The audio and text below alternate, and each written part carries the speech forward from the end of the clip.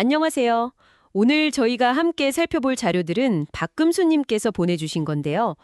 밤에 먹으면 혈관 건강, 특히 콜레스테롤 관리에 도움이 될 만한 음식들 어떤 게 있을까 하는 질문에서 시작됐습니다. 네, 약 말고 식단으로 관리하는 방법에 관심이 많으셨죠? 맞아요. 자료들을 쭉 보니까 흥미로운 내용이 많더라고요. 그중에서도 오늘은 딱 세 가지, 양파, 표고버섯, 그리고 등푸른 생선에 좀 집중해서 이야기를 나눠도록 해볼까. 네, 아주 좋은 선택인 것 같습니다. 이 세 가지가 뭐랄까, 과학적인 근거도 있고 또 우리 일상에서 쉽게 접할 수 있는 것들이잖아요. 그렇죠. 특히 밤에 먹어도 소화 부담이 적으면서 혈관 건강에 좋은 영향을 줄 수 있다. 뭐 이런 가능성들이 자료에 잘 나와 있었습니다. 심지어 숙면에도 좀 도움이 될 수 있다는 이야기도 있고요. 오, 숙면까지요? 흥미로운데요? 그럼 첫 번째, 양파부터 한번 볼까요? 양파하면 딱 떠오르는 게 퀘르세틴 성분이잖아요. 네, 맞습니다. 그게 나쁜 LDL 콜레스테롤 배출을 돕는다고 알려져 있죠. 네. 근데 보내주신 자료 중에 목포대학교 연구 결과가 좀 인상 깊었어요. 껍질에 그 성분이 훨씬, 뭐랄까, 60배나 더 많다고요? 아, 네, 그 부분 저도 봤습니다. 상당한 차이죠. 그리고 뭐 알리신 성분이 혈전 예방에 도움을 준다는 내용도 있었고요. 그러면 밤에 먹을 땐 어떻게 먹는 게 좋을까요? 생양파는 좀 부담스러울 수도 있을 텐데요. 그렇죠. 밤에는 소화가 중요하니까요. 자료에서도 제안하는 방식이 살짝 익혀 먹는 거였어요. 예를 들면 올리브 오일에 살짝 볶아서 스크램블 에그 같은 데 섞어 먹는 거죠. 아, 볶아 먹으면 괜찮군요. 퀘르세틴은 열에 강한가요? 네, 비교적 열에 강한 편이라 영양소 파괴 걱정은 좀 덜 수 있습니다. 아니면 그 양파 껍질 차도 언급됐었죠. 네, 껍질차요. 깨끗하게 씻은 껍질을 물 한 500ml 정도에 넣고 한 5분에서 10분 정도 끓여서요. 약간 꿀을 타서 마시면 숙면에도 도움이 될 수 있다고 해요. 좋은 방법이네요. 다만 위가 좀 예민하시다면 하루 한 잔 정도가 적당할 것 같고요. 자료에 김영자님 사례도 있었잖아요. 3개월 정도 꾸준히 드시고 몸도 가벼워지고 콜레스테롤 수치도 좋아지셨다고. 네, 그런 후기도 있었죠. 자, 그럼 두 번째로 넘어가서 표고버섯. 이것도 상당히 흥미로웠습니다. 미국 심장학회에서도 좋게 봤다는 내용이 있었어요. 아, 네. 좋은 콜레스테롤 HDL은 높이고 나쁜 콜레스테롤 LDL은 낮추는 데 도움이 되는 식품으로 주목받았다는 거죠. 그 이유가 뭘까요? 핵심 성분으로 그 에르고스테롤이라는 게 있거든요. 이게 콜레스테롤 흡수를 좀 억제하는 역할을 하고요. 또 비타민 E나 리놀렌산 같은 항산화 성분들이 혈관염증 완화에 도움을 줄 수 있습니다. 그렇군요. 특히 그 국립농업과학원 자료 보니까 말린 표고버섯 있잖아요. 네, 말린 거요. 그게 생표고보다 영양가가 훨씬 높다는 거예요. 단백질만 해도 거의 9배 차이가 난다고 하니까요. 와, 9배나요? 그럼 밤에는 아무래도 말린 표고버섯을 활용하는 게 더 좋겠네요. 그렇죠. 소화도 더 용이하고요. 자료에서 나온 것처럼 말린 표고버섯 한 두세 개 정도를 물 1리터에 넣고 약한 불에 한 15분 정도 그렇게 우려내서 차처럼 마시는 방법이 괜찮아 보였어요. 혈액순환에도 좋고요. 차로 마시는 거 좋네요.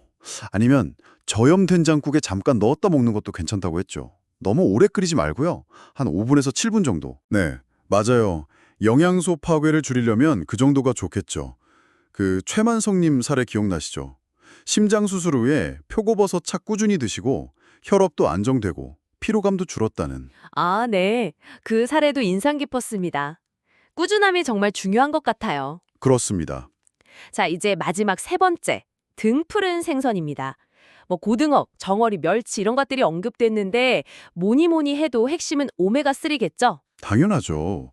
오메가3 지방산, LDL 콜레스테롤이랑 중성지방은 낮춰주고 좋은 HDL 콜레스테롤은 높여주고 또 혈관염증이나 혈천 예방에도 좋으니까요. 심장병이나 뇌졸중 예방 효과도 기대할 수 있고요. 네, 서울대학병원 자료였나요? 주 2회 정도 먹으면 좋다고 권장하더라고요. 맞습니다. 그리고 밤에 생선을 먹는 게 분석해보니 소화 부담이 비교적 적다는 점 외에도 오메가3가 세로토닌 분비를 도와서 숙면에도 좀 긍정적인 영향을 줄 수 있다는 점, 이게 또 흥미로운 포인트였어요. 아하, 혈관 건강뿐 아니라 숙면에도 도움이 될 수 있다니. 이것도 시너지 효과가 있네요. 네, 그럴 가능성이 있는 거죠. 조리법은 역시 튀기는 것보다는 굽거나 찌는 게 좋다고. 그렇죠. 기름지지 않게 먹는 게 중요하니까요. 오븐에 구운 고등어에 레몬즙 살짝 뿌려 먹거나 아니면 멸치 같은 경우는 간장이랑 꿀을 뭐 1대1 정도로 해서 짜지 않게 볶아 먹는 방법도 괜찮다고 나와 있었어요. 네, 멸치볶음도 좋죠. 그 윤순자님 후기도 기억나네요. 저녁에 고등어 꾸준히 드시고 다리 저리는 게 좀 나아지고 혈압약 용량까지 줄이셨다고. 네, 긍정적인 사례였습니다. 자, 그럼 오늘 살펴본 양파, 표고버섯, 등 푸른 생선 이 세 가지를 밤에 먹는 것에 대해 정리를 좀 해볼까요? 네, 결국 중요한 건 앞서 이야기 나눈 것처럼 꾸준함, 그리고 적당량인 것 같아요. 뭐 하루에 양파 반쪽, 표고버섯 두세 개, 고등어 한 토막 정도. 이걸 기준으로 삼때 각자 몸 상태에 맞춰 조절하는 지혜가 필요하겠죠. 맞아요. 그리고 이런 음식들을 챙겨 먹는 것도 중요하지만 기본적인 거. 그러니까 짜고 기름진 야식 피하고 물 충분히 마셔서 혈액순환 돕는 거. 이런 습관들도 같이 가야겠죠? 당연합니다. 그게 기본 바탕이 되어야죠. 그 이정희님 사례처럼요. 양파 껍질차랑 고등어를 꾸준히 드시면서 6개월 만에 콜레스테롤 수치도 정상되고 잠도 잘 주무시게 됐다는 이야기는 정말 작은 습관의 힘을 보여주는 것 같아요. 그렇습니다.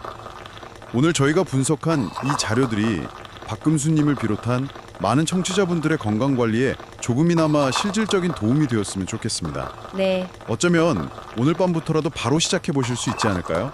예를 들면 자기 전에 따뜻한 표고버섯 차 한 잔 마시는 거요. 혈액순환뿐 아니라 마음을 편안하게 하는데도 분명 도움이 될 겁니다. 정보만 아는 것보다 작은 실천 하나가 중요하니까요. 네. 오늘 정말 유익한 시간이었습니다. 보내주신 자료들 덕분에 밤에 먹으면 혈관 건강에 좋은 음식들에 대해 아주 깊이 있게 들여다볼 수 있었네요. 청취자 여러분 모두 건강한 밤 그리고 활기찬 내일을 맞이하시길 바랍니다. 오늘 이야기는 여기서 마무리하겠습니다. 감사합니다. 네, 감사합니다.